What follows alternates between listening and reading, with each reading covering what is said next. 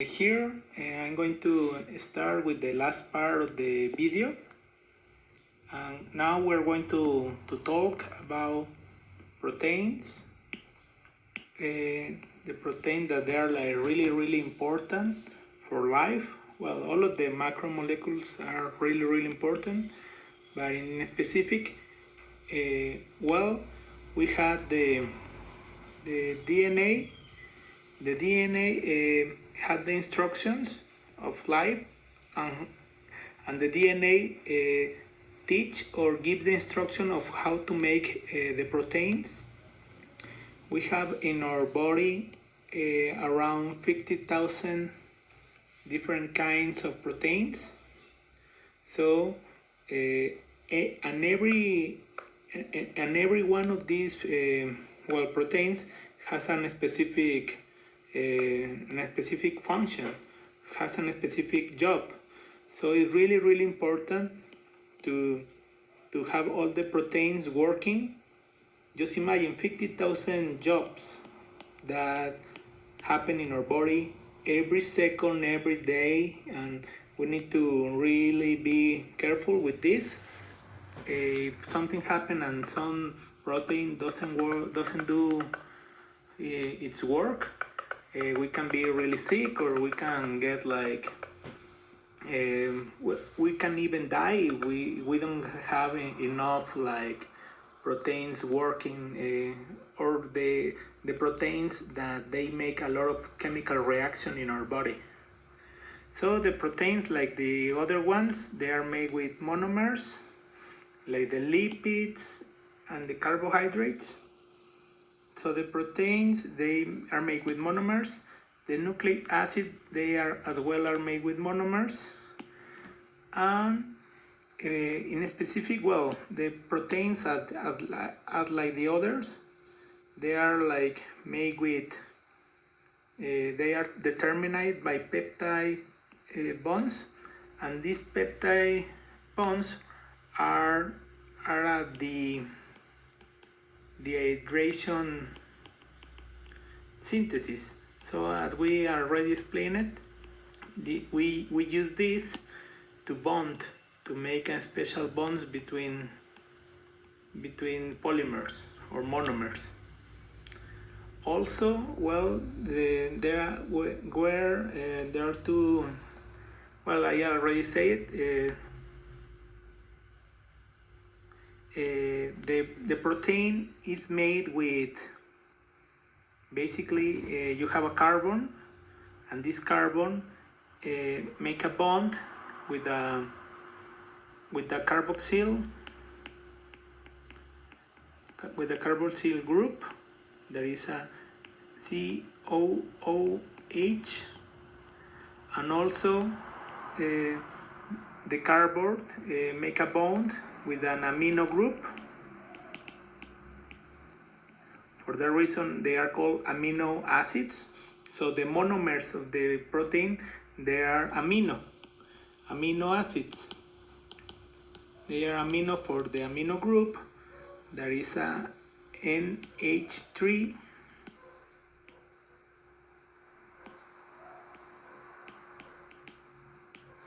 and they are acid for the carboxyl group. And also they are united to an hydrogen. And also we still have one more room for the carbon to unite. The other is a radical variable, and it's called, they call group R. And the group R is what made the difference between all the different proteins. So if we change the R group, we can make the 50,000 different kinds of proteins.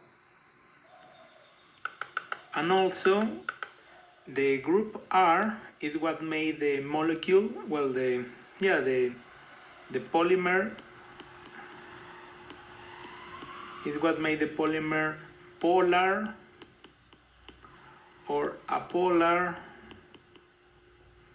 and give another specific characteristics.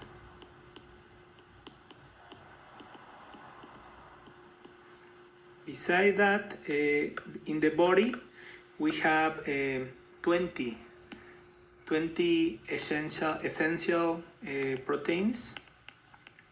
Well, 20 essential amino acids.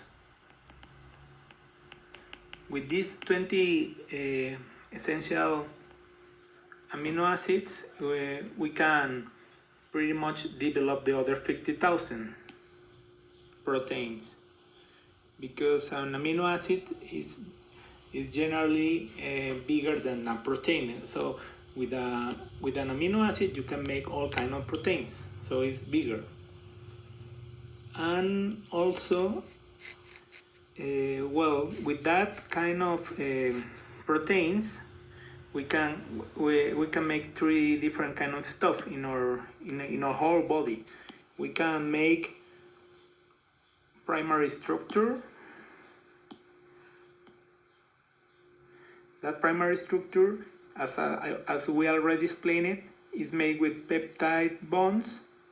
That peptide bonds are the hydration synthesis bonds. So we lose water, we lose H2O,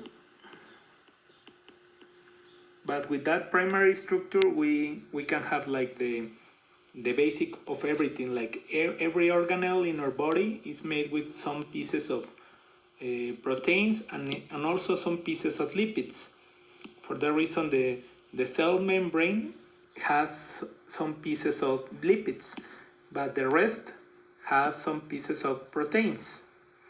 So, and also we can make a secondary structure. That secondary structure use hydrogen bonds, and the hydrogen bonds are also, well, covalent bonds, and they have like some polar parts, so you can mix it with. For that reason, you produce water with those, and also you can make the tertiary structure, and this make have a globular interaction, and they depends of the group R. So with the group R you can make the tertiary structure. There are even and some other specific functions, like here, with some protein you can make enzymes, and the enzymes, they are like really important, well, like the other stuff, because with the enzymes you can speed up chemical reactions. And we already checked in the other class, in the last week, a really important chemical reaction, about the cellular respiratory process.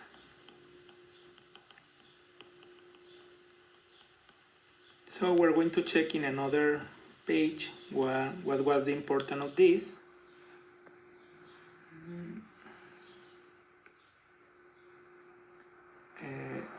Around here, well, we have, like, we already checked, we have the proteins, we made the amino acids, we make the, well, we mix that amino acid with some sugars and some lipids, and we make pyruvato.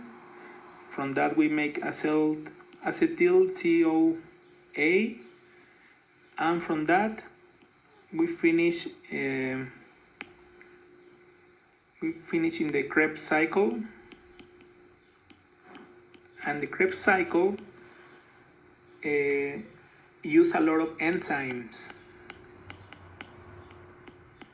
So everything that happened in this is the Krebs cycles. Everything that happened in the Krebs cycle, an enzyme is doing it. An enzyme make that the acetyl CoA mix with add 2 carbons to the process, and then we have 6 carbons, and then every number that we have here, an enzyme is making their work and is making chemical reactions, so we can make the cell respiratory process. And also, here we have the oxidation process, and thanks to that, from the every time that we breathe, we get oxygen, and the oxygen make this oxidation process and make possible that the enzymes work and make all of this process, and we get energy. And also we have like waste reactions chemicals like the CO2. So we add every time that we breathe oxygen, and every time that we finish to our respiratory process, we left in the air CO2, and we get energy from that process. So the enzyme reactions are necessary for the cell breathing process, where enzymes create ATP and release CO2 and H2O, and also water to the environment. But also we need the H2O to make other process, like we already checked. Let's return to the other. Like over here, every time that we need hydrolysis process, we need to add H2O to any polymers. So we get H2O from the breathing respiratory process as well. And also, let's just finish this with the last one of the macromolecules. We have the nucleic acid. So here we have the nucleic acid. As all of you already told me in your homeworks, with the nucleic acid we make the DNA. We also make the RNA. And we are going to talk a little bit about these two vital compounds for life. The nucleic acid is made from nucleotides, monomers, and these are made from sugar, as we had here. We had made from sugar, and we make M base that are nitrogen bases. Those nitrogen bases help to also to make energy. Well, we had here the nucleotides help to make the DNA, the RNA, and we also help to produce the ATP, so the energy. And the nitrogen groups, nitrogen bases that make this possible are the next one. So we have adenine,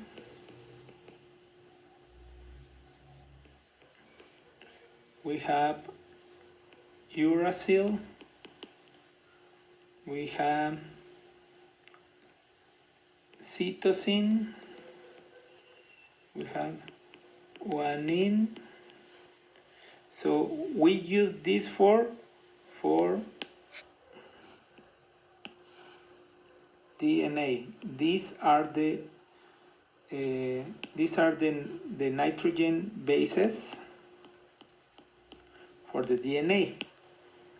For the RNA, we also use cytosine, guanine, adenine, and we change the last one for a thymine. These are the ones that are useful for the RNA. And for the energy in our body, to make the ATP, we we use an adenine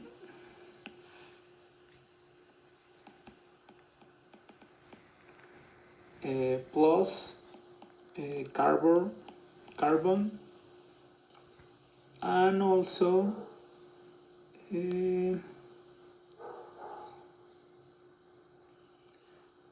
we use the and 1 pentose sugar and 1 3-phosphate. For that reason, the ATP is the meaning of adenosine for the adenine, and then 3-phosphate. That is the 3PO, and the carbon is just the basic. So this is the ATP. This is the ATP structure. This is the structure of what we use for energy in our body to do in everything. And beside that,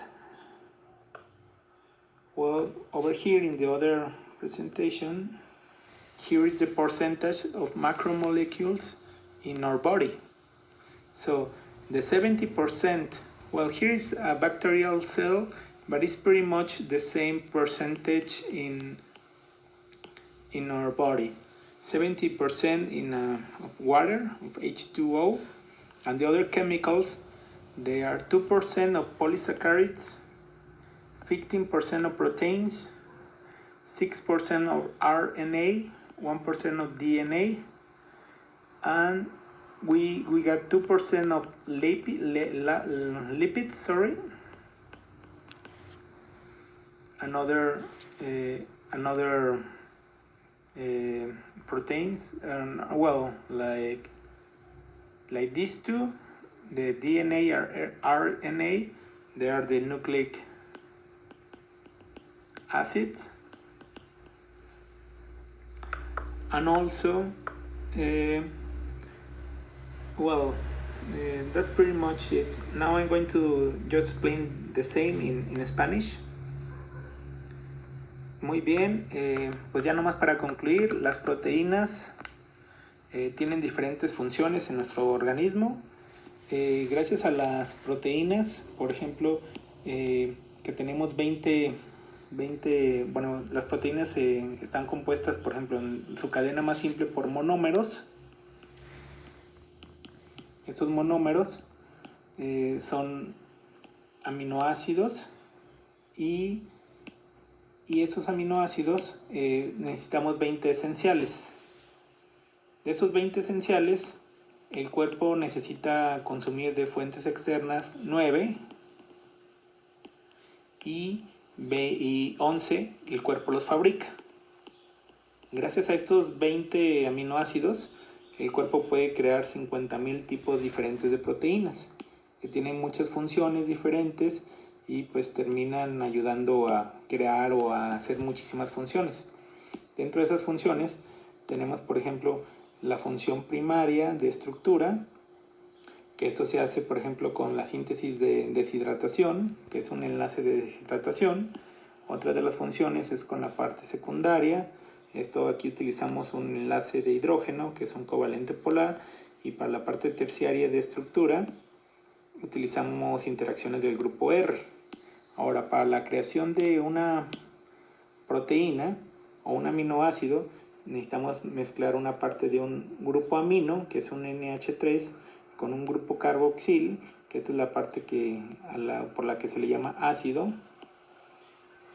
Y entonces, aparte de eso, tenemos pues, los aminoácidos.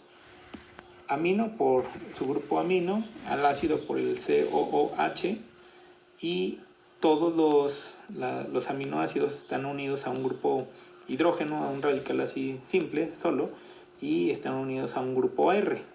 El grupo R es lo que luego causa que el polímero sea polar o sea apolar. y le modifica mucho sus características y ya lo permite, por ejemplo, poder unirse al agua o ser, como ya lo habíamos mencionado, por ejemplo, ser hidrofílico o ser hidrofóbico, que no le gusta el agua o que sí le gusta mucho. Y aparte, pues eso también luego va a ayudar a los procesos, por ejemplo, para crear enlaces como el de la deshidratación, donde se unen estas moléculas, todas las macromoléculas, pero se pierde agua, o cuando se unen con agua y de esta manera se rompen los enlaces, o sea, polímeros grandes se convierten en monómeros y con el otro pequeños monómeros se convierten en grandes polímeros. Y pues por la parte, por ejemplo, de los mismos del ácido nucleico, pues allá podríamos mencionar que los nucleótidos se forman con una base nitrogenada, que es uno de sus componentes, más un azúcar, que puede ser tal cual un polisacárido. Entonces se une una parte de un azúcar con una parte de una base nitrogenada y se une igual a un fosfato. Ahora, dentro de los nucleótidos más importantes, tenemos, pues, por ejemplo, al DNA y al RNA y también al ATP. Las bases nitrogenadas que utilizan estos dos para crear, por ejemplo, el DNA que crea por ejemplo, las funciones para heredar, o sea, por ejemplo, toda la información genética que viene en el DNA, utiliza el grupo, las bases nitrogenadas, en específico la citosina, la guanina,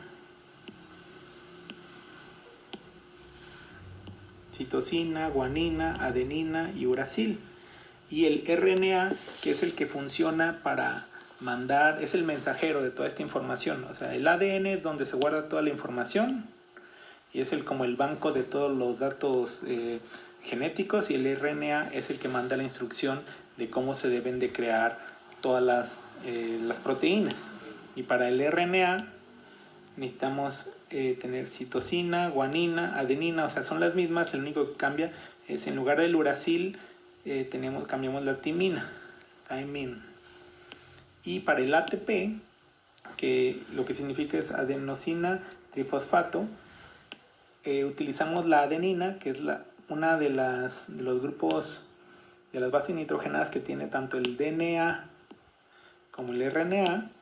Entonces utilizamos la adenina con un carbón y va a tener 3 grupos de fosfato. Por eso se llama adenosin trifosfato. Y para terminar, pues aquí ya nomás está, por ejemplo, el porcentaje de cómo está la composición.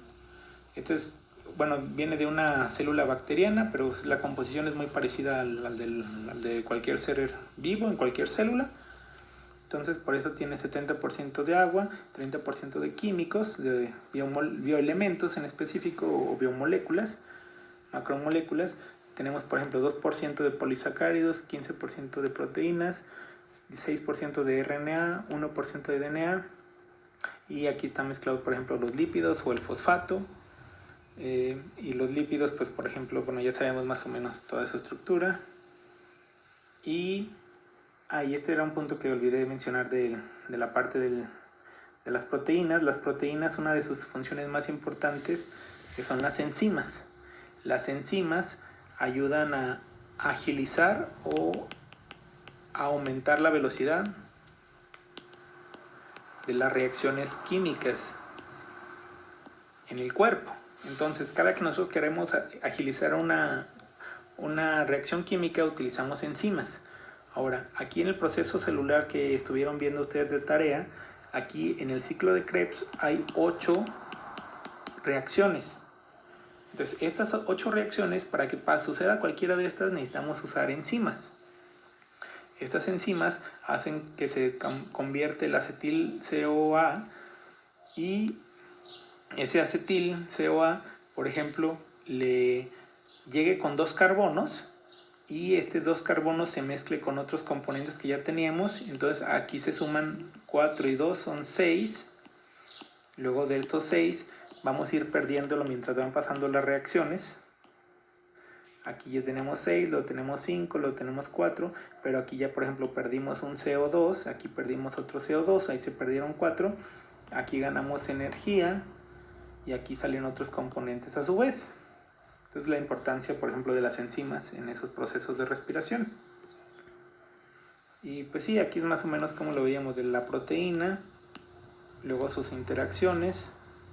Aquí las proteínas meten a las enzimas al ciclo de Krebs, y gracias a eso después tenemos el ADP y el ATP, y gracias a toda la aceleración de reacciones que pasaron aquí, y pues aquí ya por ejemplo después tenemos producción de agua que luego nos va a servir para otros procesos de enlazar o de destruir enlaces de macromoléculas,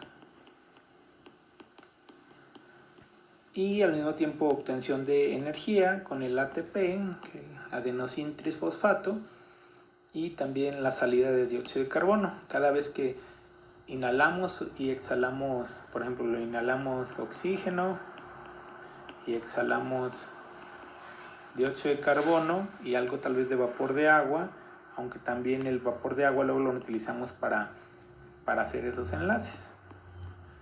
Bueno, muchas gracias, y esto va a ser todo del día de hoy.